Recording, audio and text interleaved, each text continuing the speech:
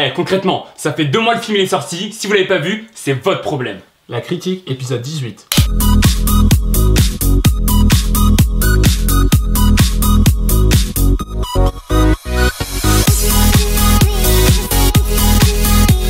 Bonjour à toutes et à tous et bienvenue dans l'épisode 18 de la critique, l'émission qui vous parle toujours de films vus plusieurs mois avant de vous les présenter. Et aujourd'hui on s'étale sur Star Wars épisode VII The Force Awakens avec mon cher ami Félix. Bonsoir. Ça va? Ça va et toi? Tranquille, tranquille. C'est pas comme si on s'était vu il y a 2 minutes. Je sais mais ils savent pas eux. D'accord, pardon. Sans plus tarder, passons à la fiche technique. Star Wars The Force Awakens est donc sorti le 16 décembre 2015. Ça a été réalisé par J.J. Abrams. Écrit aussi par J.J. Abrams, Lawrence Kasdan et Michael Horn. Le film est de nationalité américaine. Il est du type science-fiction space opera. Il a été distribué par Walt Disney Studio Motion Picture Lucas LTD by Robot Production. D'une durée de 2h15. Et c'est avec Daisy Ridley, John Boyega, Oscar Isaac, Adam Driver, Harrison Ford, Mark Hamill, Carrie Fisher, Peter Mayhew, etc. etc. Passons maintenant au synopsis.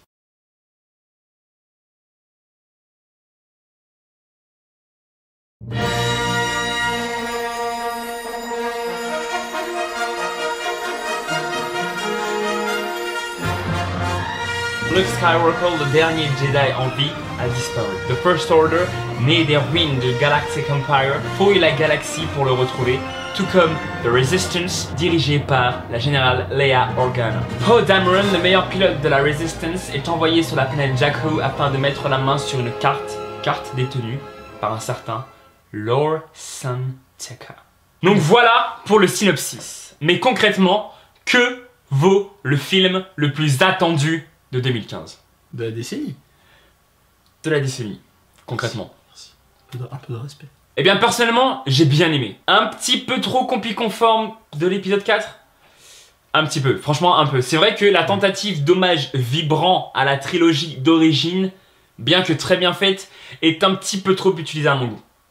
Parce que concrètement, t'écris quelque chose de nouveau, tu peux faire quelque chose de nouveau, t'as aucune limite. Donc pourquoi reprendre des anciens éléments? Alors c'est vrai que les clins d'œil, on n'est jamais contre. Mais je trouve qu'il y en a un poil trop. Je pense qu'il a fait ça juste pour montrer qu'il voulait maîtriser Star Wars comme l'a fait George Lucas et que du coup il a voulu montrer qu'il savait faire un gros film qui montre qu'il est passionné par la série. Au final t'as l'épisode 4,5. Et évidemment Star Wars ça ne se juge jamais sur un seul mais sur 3 épisodes. J'en ai mis fait 6, c'est pas grave. Donc concrètement, ça promet du très très bon pour la suite. Et du très très bon dès maintenant personnellement parce que j'ai kiffé. Voilà. Ouais, il était bien. T'as peut-être plus de choses à dire dessus? Non, pour l'instant je suis d'accord. Malgré le fait que le film soit un peu trop conforme de l'épisode 4, il y a du très bon qui sort du film. Il est franchement très satisfaisant, mais il laisse des tonnes de questions. Et donc aujourd'hui on va essayer de répondre à la plupart de ces questions. En terminant par la plus grosse de toutes, est-ce que l'épisode 7 de Star Wars répond à la hype qu'il a générée? Première question! Qui est Rey? Comment se fait-il qu'elle pensait que les Jedi étaient un mythe et que 10 minutes après, lors de son premier contact avec la Force, elle la maîtrise? Plusieurs théories diraient que Rey a été formée plus jeune par Luke. C'est comme ça qu'elle a un petit peu cette connaissance de la Force. Certains verraient d'elle-même une descendante d'Obi-Wan de par son seul amour avec Seri Tachi. Franchement, c'est peu probable par rapport à ce que j'ai lu. Pour moi, elle a aucun lien avec la famille Skywalker. Je préférais qu'elle n'ait aucun lien avec eux et je trouverais ça meilleur parce que ça donnerait au personnage un petit peu plus de charisme. Alors comment ça se fait par contre qu'elle ait une maîtrise directe? Bah c'est juste qu'elle a un swag ultime. Enfin, ça te dit en fait le niveau du personnage. Donc c'est pour ça qu'elle a peut-être un truc direct, c'est-à-dire que c'est quelqu'un de naturellement doué. Et qui est-elle? Si vous voulez en savoir plus, vous verrez dans la suite. Et puis il faut dire que si c'est encore une Skywalker, bah ça répète encore trop la trilogie quoi. Ouais, ça serait trop... Voilà. Il faut de la distance, tu vois. Et puis un peu de retour d'Obi-Wan fait pas de mal quoi. Quand elle entend le sable qui l'appelle, on entend Obi-Wan. C'est vrai. C'est vrai, quand tu regardes on entend Obi-Wan dans les flashback, voix lointaines, tout ça. Il y a la voix du vieux et du... Enfin, Ewan McGregor et l'ancien Obi-Wan, je sais pas comment il s'appelle. Peut-être qu'il y a un chemin là à voir. En tout cas, pas de lien avec la famille Skywalker. Ce serait génial. Mais qui est-elle? Juste le Jedi le plus doué. Anakin va... Bah t'es mort en fait, donc t'as plus rien à faire. Et si on apprend que c'est la fille de Yoda, j'étais le seul mec à avoir raison. J'ai l'impression qu'ils ont un univers assez illimité et ils se sont cantonnés à créer juste des fils de machin, des filles de trucs. Et du coup, vu que l'épisode 7 c'est quand même la base de la nouvelle trilogie, ils se sont déjà cantonnés à ce qui existait déjà et voilà. Mais concrètement, scénaristiquement parlant, vu que par exemple, après, on sait rien d'elle et tout, tu peux faire plein de choses. Ouais, mais Parce que c'est le personnage vu la central. mentalité de J.J. Abrams au Mais début... c'est pas lui qui fait le 3, le 8, c'est Oui, pas lui je qui l'a écrit, sais, donc je sais, mais c'est quand même lui qui a posé les bases pour les autres. Moi je trouve Oui, que il y a franchement, toujours des esquives. moi je trouve que ça reste illimité. Niveau des trucs, même Pour si au elle, début, ouais, pour les pour autres, elle, c'est- oui. pour elle, Pour- c'est pour, décédé. Pour les autres, c'est mort. pour Ren non, mais pour Poe, pour Finn, tu peux faire ce que tu veux. Ouais. Pour Finn Ray, pour Finn Ray. Bref. Non, sérieusement, les trois là, tu peux faire ce que tu veux et c'est les trois principaux, donc c'est, moi je trouve ça va aller. Ok. Pourquoi R2D2 se réveille sans que Luke ne se montre? C'est sûrement lié au réveil de la force. Ah mais concrètement, il répond vraiment à la question quoi. Hein? Pourquoi il se réveille alors que le truc? C'est vrai qu'il se réveille comme ça, Moi, je pense que le seul lien, c'est parce qu'il y a Rey qui est là. Et c'est pour donc ça c'est forcément lié à la force dans tous les cas. Moi, je pense que c'est surtout que ça montre déjà que c'est une descendante Skywalker de merde. Non. Mais non. Comment il aurait pu... Non, c'est... Moi, Non. je suis presque sûr. Hein. À cause de ça, moi, ça me fait... Ouais. À moins qu'il se réveille juste pour qu'il trouve... Parce que Luke, en posant sa main, il lui a dit « Tu te réveilleras quand tu trouveras un héritier digne de ce nom, blabla, une connerie genre Thor. Moi, je prie juste pour pas que ça soit un espèce de « Oh, Rey, c'est l'enfant de Luke, caché, blabla, et que R2D2, il se réveille pour ça. » Ce serait trop Ouais. bien. Qui est la petite Maz avec ses lunettes loupe? Comment connaît-elle aussi bien Han Solo et la Force? Donc elle dit dans le film qu'elle a plus de 1000 ans, donc déjà elle a vécu aussi longtemps, voire plus, non plus parce qu'il est mort, que Yoda. Donc elle est là depuis des lustres et elle a dû rencontrer Han Solo durant sa jeunesse, probablement durant les 30 ans, voire avant parce qu'il a, il a plein il a fait plein de trucs avant Han Solo. Donc du coup, elle a rencontré durant ce moment-là et concrètement pour en savoir plus sur elle, il faudra juste attendre le spin-off sur Han Solo. Qui sont les chevaliers de Ren? Et pourquoi le sabre de Kylo est aussi instable? Cross-média, l'ami! C'est à ce moment-là que tu vois qu'en fait, l'univers créé, eh ben, faut que tu regardes un peu tout. Faut que tu saches un peu tout. Peut-être pas tout lire. Si tu peux, fais-le, ce serait mieux. Mais c'est à ce moment-là que tu vois, parce qu'en fait, il y a plein d'infos un petit peu partout. Donc, dans le pouvoir de la force, tu peux choisir la gemme que tu utilises pour faire ton sabre laser. Et concrètement, tu vois là-dedans que tu peux aussi avoir un sabre instable. Tu apprends aussi, mais là, je ne sais plus si c'est dans un livre ou dans The Old Republic, mais tu apprends aussi que le sabre et sa couleur reflètent la personnalité du porteur. Est-ce que j'ai besoin de développer un petit peu plus ou tu commences déjà à voir le pourquoi du comment? Et pour ce qui est du et pour ce qui est des chevaliers de Rennes, mon Bon, enfin, les chevaliers de Paris, les chevaliers de Caen aussi. c'est bon. Et pour ce qui est des chevaliers de Rennes, voilà, maintenant que ce soit je l'ai dans la tête, cette sale tête ville, tu me saoules. Et pour ce qui est des chevaliers... Les chevaliers de Marseille. Oh, casse-toi.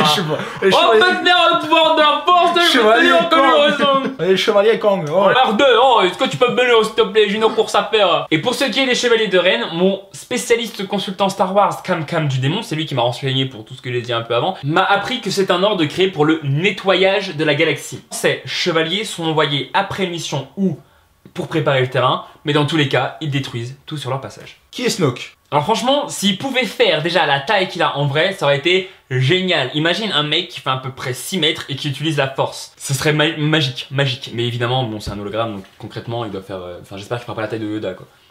En fait, c'est le mari de Maz. Et il est jaloux. Il veut tuer Chewbacca. Son objectif. Est-ce que ce serait Dark Plagueis? Non. Dark Plagueis, c'est celui qui est censé avoir atteint l'immortalité grâce à la force, mais il a été tué par Palpatine. C'est ce qu'il dit, en tout cas, c'est ce qu'on apprend quand il le dit à Anakin, lorsqu'il essaie de le convaincre de rejoindre le côté obscur de la force. Mais comme j'ai dit il y a 3 secondes, il a été tué par Palpatine, donc ça peut pas être lui. Merci de garder les résurrections intempestives pour Marvel d'ici et Orochimaru. On en saura plus sur Snoke dans les épisodes suivants. Pas vraiment de grosses théories. Apparemment, il n'y a pas de géants recensés dans l'univers Star Wars. Du moins pas encore, on sait pas, on verra. Donc voilà. Il y a des nains, il peut y avoir des géants. Ouais, c'est ce que je pensais, c'est pour ça que ça aurait été cool. Mais... Bon, enfin, va verra. tuer un mec comme Snoke s'il fait 6 mètres de haut. Mais et qu'il c'est utilise ce la que je te dis, ça aurait été énorme. Et là, force. t'aurais Si tu vu... sors un blaster à sa taille, mon gars, t'as intérêt à courir vite. C'est un truc de ouf. Et là, t'aurais vu la puissance de Rey. La puissance des... Kylo Ren va-t-il revenir à la lumière? Certains pensent qu'il est trop proche de sa mère pour que ce ne soit pas le cas. Mais lorsque tu vois la scène avec son père, le double langage est évident, il ne reviendra pas. Il ne reviendra pas du tout. Tous ces liens, ces derniers ponts avec la lumière ont été coupés. Mais moi, je pense qu'il agit pour la lumière. Et franchement, s'il agit pour la lumière, ce sera encore un Dark Vador. Et là, c'est bon, tu vois, ça va. Il peut pas rester méchant jusqu'à la fin, hein, et crève. ou gagne, je sais pas. Non, parce que quand il dit qu'il veut accomplir ce qu'a commencé Dark Vador, ça peut être aussi ce contresens-là. Ouais, mais dans ce cas-là, il aurait dit Anakin. Moi, je pense vraiment que si c'est un agent infiltré, ce serait beaucoup trop simple. Franchement, Tu verras qu'il dit jamais Dark Vador. oui. Il a juste dit mon le grand-père. c'est Et vrai. vu que le seul truc qui reste de son grand-père, c'est une masse de Dark Vador, ça peut-être dire Anakin. Peut-être. Et ouais. Mais Je l'ai vu 3 fois, moi. c'est vrai. Non, mais ouais, t'as raison. Mais franchement, moi, j'y crois pas. Assez dommage, por favor. C'est bon, ça fait beaucoup. Après, ce sera encore un Dark Vador. Et on en a assez. Quand je dis on, c'est moi et les jeux de Mike dans ma tête. Mais concrètement, stop. Mais qui sait? J'espère pas en tout cas. Qui est le vieux digne de la confiance de Leia qui meurt au début? Comment connaît-il la famille Skywalker? Et pourquoi ces 3 PO a un bras rouge? Eh bien, la réponse est très simple. Spin-off, baby!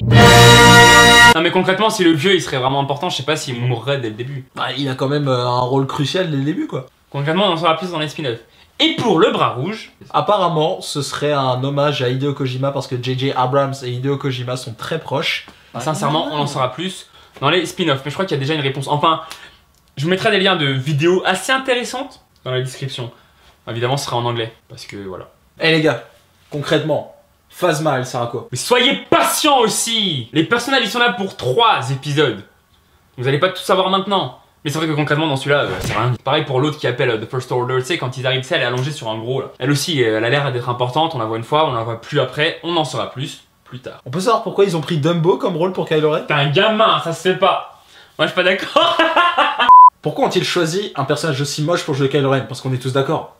Il ressemble à rien. Vous êtes sérieux là? Pourquoi vous attaquez les gens comme ça directement? Ça se fait pas. Hein, j'avoue, la première fois quand il enlève son casque, j'avoue, j'ai ri. Le casting sur ce coup-là, voilà quoi.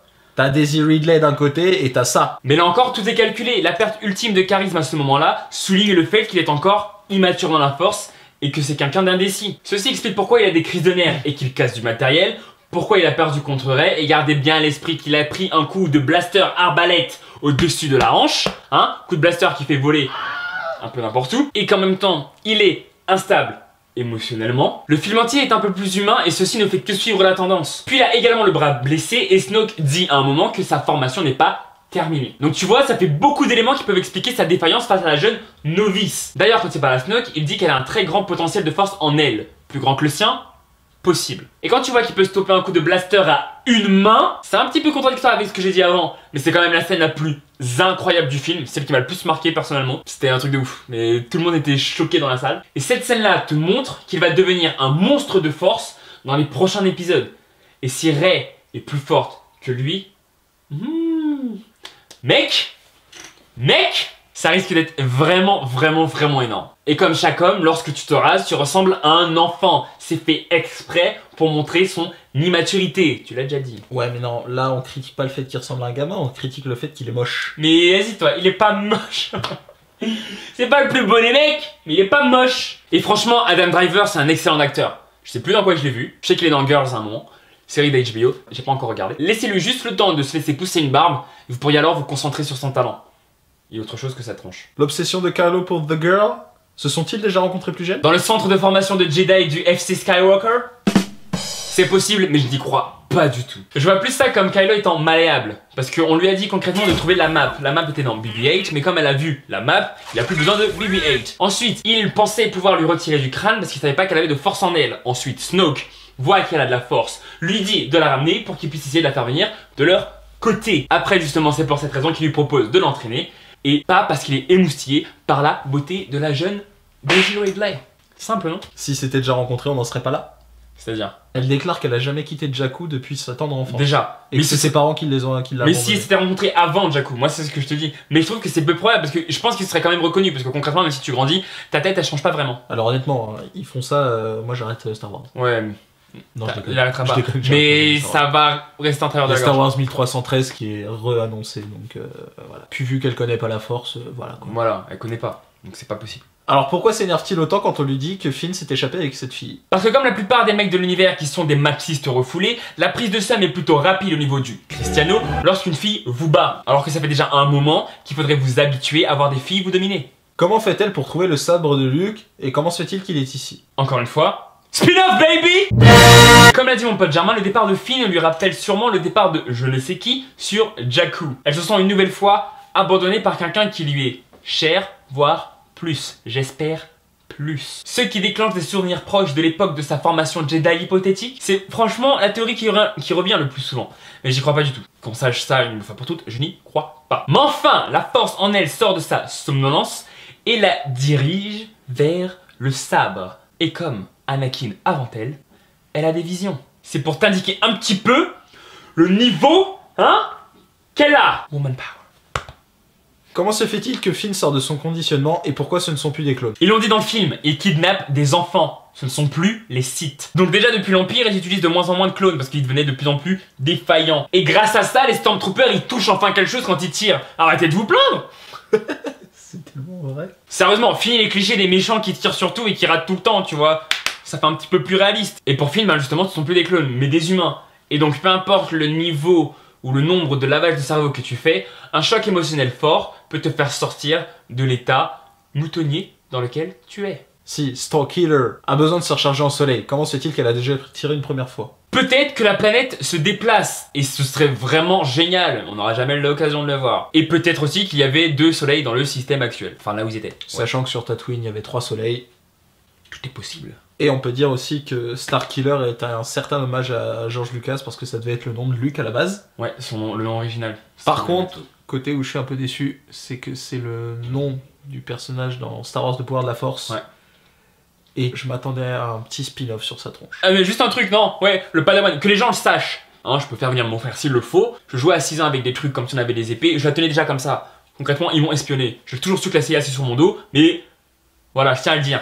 Si un jour vous me voyez faire ça, j'ai pas copié. Petit détail que j'apprécie d'ailleurs, c'est que le soleil reprend sa place à la destruction de Starkiller. Le soleil revient à quelques kilomètres près. Bonjour les conséquences pour les écosystèmes avoisinants. Ah bah non, ils sont détruits. Moi je trouve que cette scène-là et la scène de fin de Han Solo, ça fait un peu trop Disney. Parce que le fait que quand il meurt, le soleil se cache et quand tout va bien, le soleil se relève. Le soleil vient de se lever. Ah, ça fait ricoler. Moi je trouve que ça fait trop Disney et trop imagé enfantin et c'est comme Marvel. C'est grave cliché, tu mets la galaxie dans le noir, ça fait beaucoup plus vrai fin que genre non c'est bon t'inquiète, le soleil s'est déplacé, c'est bon, il s'est barré. Je trouve ça quand même logique qu'il reprenne sa place plutôt qu'il soit... Parce que l'énergie elle est toujours là en fait, elle est pas consommée. Ouais mais au moins l'assombrir et faire genre le soleil balade tu vois, genre... Genre une étoile en fin de vie quoi. Voilà, là ça aurait été cool. Après le film on a tous entendu ça, c'est quoi cette fin nulle, pourquoi il parle pas pendant 5 minutes? Mais ferme ta bouche, ignare. Pas besoin de dialogue, pas besoin de frivolité buccale pour comprendre ce qu'il se passe. La peur de devoir former un nouveau Jedi après l'échec de son neveu devenu son père. L'hésitation de récupérer sa vie passée et d'interagir de nouveau avec un être humain qu'il a peut-être formé auparavant. La force qu'il ressent en elle, le respect qu'elle a pour lui. Le thème croisé entre New Hope et The Imperial March vaut tous les dialogues du monde. John Williams, tu es un génie. Un regard vaut plus que 1000 mots. Il a tout fait, il a tout dit, sans prononcer un seul mot. Appréciez la qualité de réalisation au lieu de vous plaindre d'une longueur scénaristique intentionnelle dont la beauté et l'envergure vous échappent. Bon Casse les pieds les gens comme ça. Les relous là, les relous. Ferme ta bouche. Finet. Ce mec est un rageux. Mais d'ouf. Que les gens qui connaissent rien comme ça. En gros c'est la meilleure série, il va mourir aussi. Moi je trouve que le plan des regards entrecroisés comme ça, les sentiments passent beaucoup mieux. Pas besoin de blabla. Donc au final, il l'aurait formé oui ou non? Chronologiquement parlant, ça pourrait se tenir. Concrètement, quand Kylo Ren il a tué tous les apprentis Jedi, franchement, arrête de faire comme Anakin, ça commence à me casser les pieds. Ma Rey, elle a été abandonnée à ce moment-là, peut-être que ça se tient, peut-être que c'est au même moment. Si Rey a été abandonnée sur Jakku, peut-être que c'est pour échapper à la mort. Et comme Luke Skywalker c'était le seul Jedi restant, forcément c'était lui le formateur, donc ils étaient forcément au même endroit. Ah, attendez les gars. Elle connaît pas la force, d'où elle a été formée. Il y a un moment, faut arrêter d'être bête. Elle dit elle-même que la force connaît pas. Les Jedi, c'est pas une légende. Luke Skywalker existe. Comment veux-tu, Les si gars, elle te dit ça, que ce soit le cas? Ça, moi, c'est Elle non. découvre un sabre laser, elle sait pas ce que c'est. Quand tu veux qu'elle soit formée. Concrètement, non, vraiment, c'est une théorie qui paraît alléchante, mais elle se tient pas. Mais il est stupide. Ils ont pas le truc, le Men in Black pour lui Mais oui, et même s'il fait oublie toute ta vie, je suis pas certain que ça... Non, franchement, j'y crois pas. J'y crois pas du tout. Personnellement, j'y crois pas non plus. Ce qui fera adorer un personnage qui n'a rien à voir avec les Skywalker, et ce sera tellement mieux. On appréciera encore plus la qualité du personnage, la qualité. Finn et Poe sont-ils gays?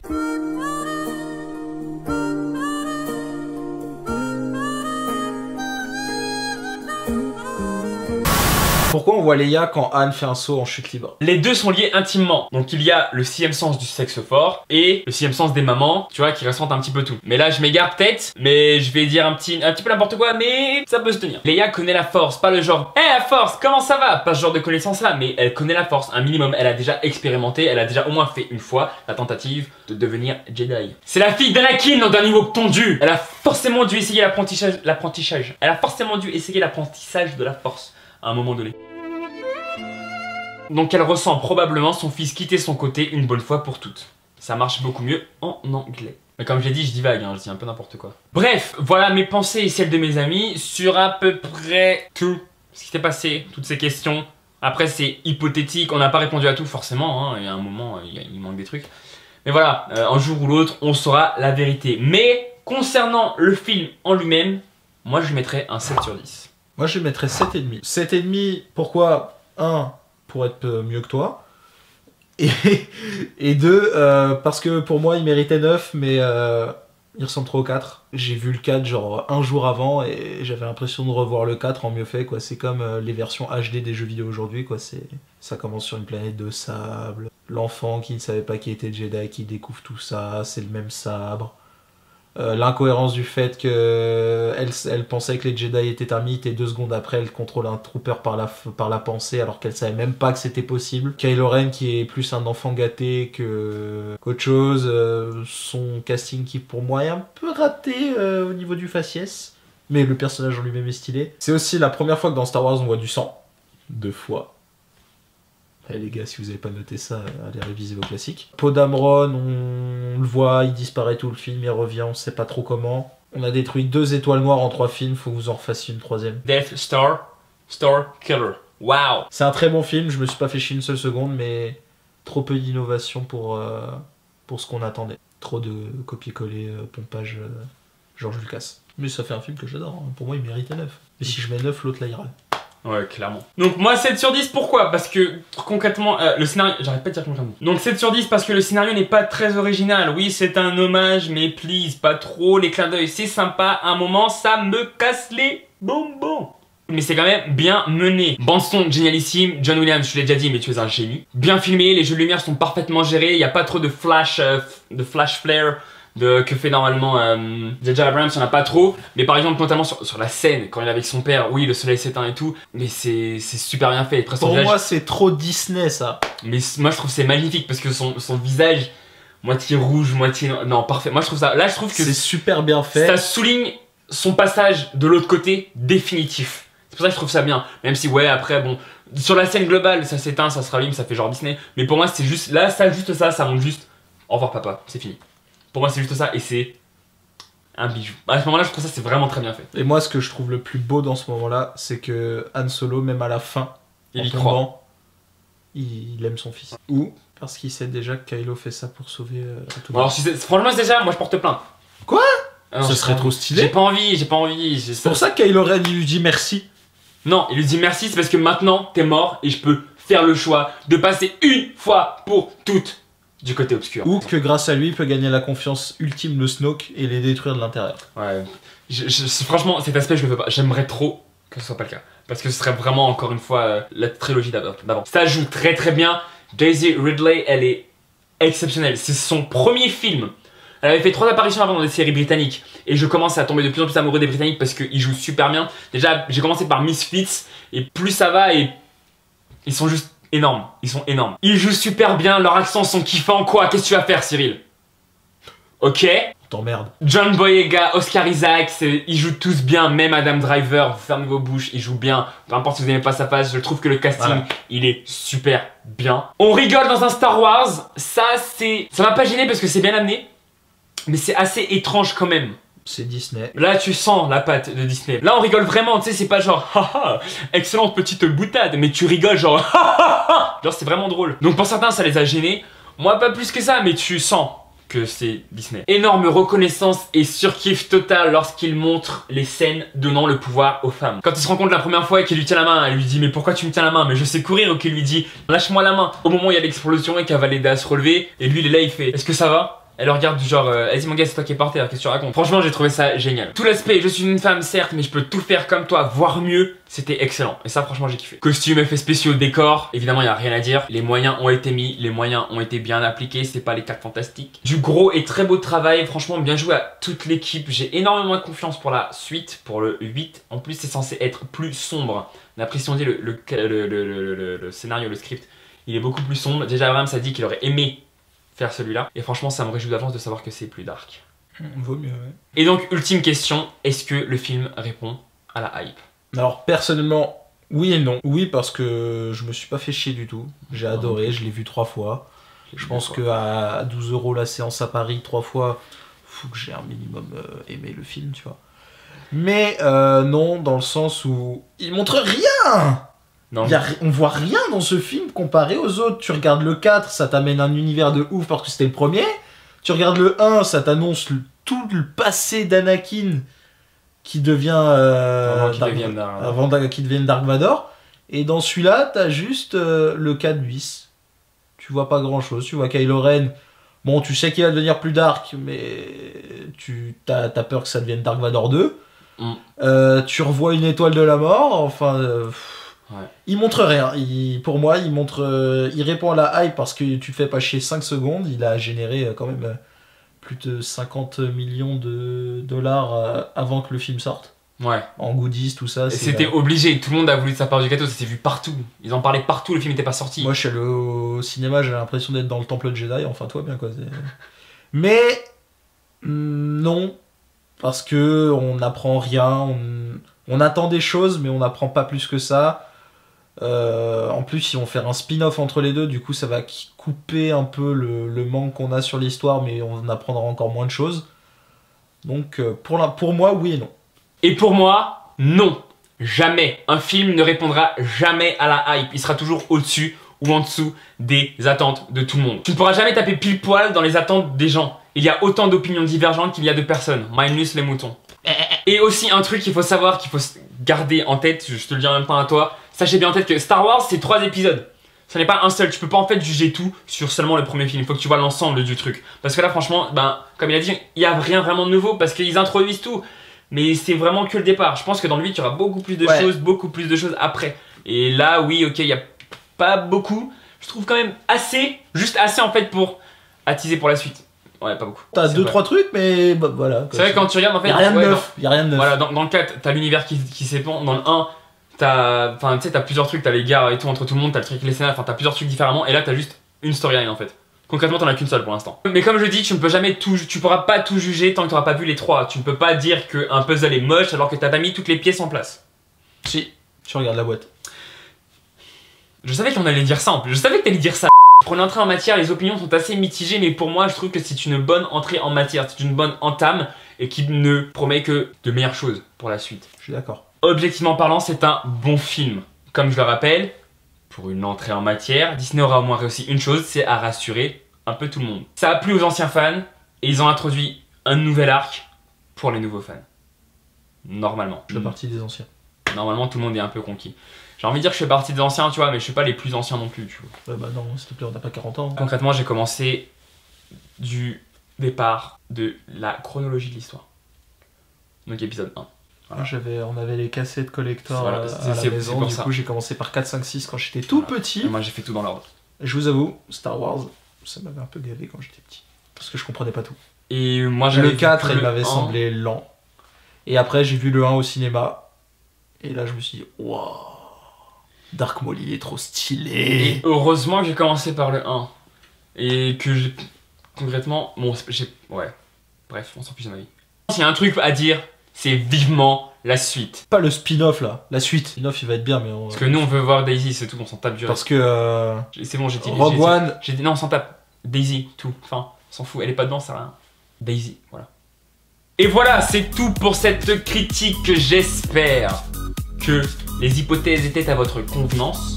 Le film est évidemment bien meilleur en VO. La 3D ne sert pas à grand chose à part pour la profondeur de champ, c'est un petit peu comme Tron. Moi j'avoue qu'elle sert pas à grand chose sauf quand il y a le croiseur interstellaire dans le ciel. En tout cas, j'espère que ça vous aura plu. Cette critique vous aura plu. C'est pas pour toi. Moi je kiffe tout. Oh, je me suis fait chier mon gars. En tout cas, sinon je vous dis à la prochaine. D'ici là, portez-vous bien. Et Spidey vous aime tous.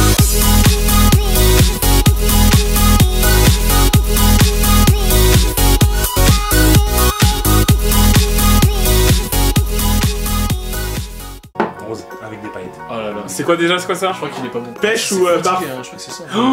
C'est quoi, bof? Vomi.